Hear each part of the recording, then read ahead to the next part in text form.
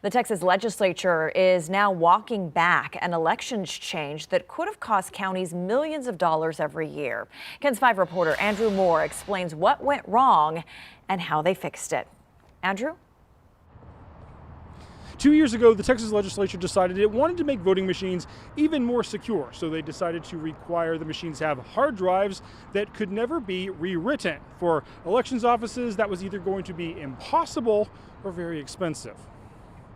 What kind of technology they want, in which, there's going to be some sort of super secret way to be able to prevent this stuff, doesn't exist. In 2021, Texas lawmakers had an idea to make elections even more secure. You know that machine you feed your paper ballot into after making selections? Well, they wanted that machine to have a hard drive that could only record data once per election, so the data could never be changed. In theory, it would keep that data from being tampered with. In practice, it made elections more expensive. So every 2 years, or even every year, depending on the kind of elections we're talking about, you'd have to replace them. UTSA political science chair John Taylor says election officials did not want to pay for dozens of new hard drives every year, so they started to speak up. They put pressure on the state senator that wrote the legislation and said, "You're kidding us, right? You're going to cost us $100 million potentially every year replacing voting machines." And there was also the issue that the voting systems that work like this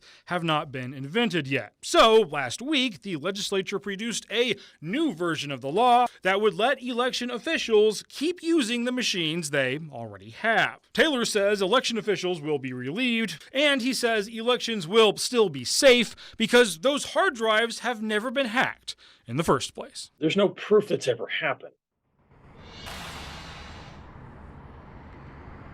And it's also important to note that current voting machine hard drives are actually air-gapped. That means they were never connected to the internet in the first place. Instead, an official has to actually drive them from the polling site all the way down here to the elections office during an election. So they are already very difficult to hack. Live downtown, Andrew Moore, KENS 5. Thank you, Andrew.